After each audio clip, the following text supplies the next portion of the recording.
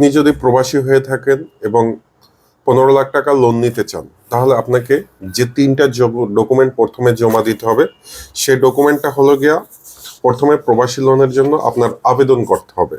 ঠিক আছে, প্রবাসী লোনের জন্য আবেদন ফর্ম পূরণ করতে হবে। সেখানে বিভিন্ন শর্তাদি থাকবে। প্রবাসী হলে বৈধ ডকুমেন্ট, প্রবাসী হলে বৈধ পথে টাকা পাঠাতে হবে, নিজের নামে জমি থাকতে হবে, পরিবারের নামে, এবং আপনার দুজন এখানে আপনাকে শর্ত দিতে হবে। এবং আপনারা যারা আছেন, পাসপোর্টের ফটোকপি আপনাকে দিতে হবে, প্লাস হইল গিয়া একটি আপনার রেসিডেন্ট আইডি কার্ড, এক এক দেশে এক একটা বলে, এটা জমা দিতে হবে। এবং এখানে ব্যাংকের কিছু শর্ত দিয়েছে, সেই শর্তগুলো মেনে আপনাকে প্রথমে আবেদন করতে হবে।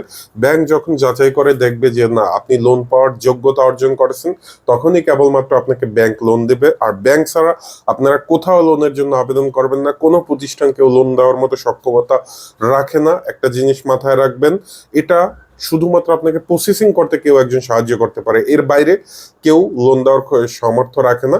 আর 5 লাখ টাকা নিচে যারা লোন নেবেন, তাদের 6 লাখ টাকার নিচে তাদের জমির দলিল দরকার নেই।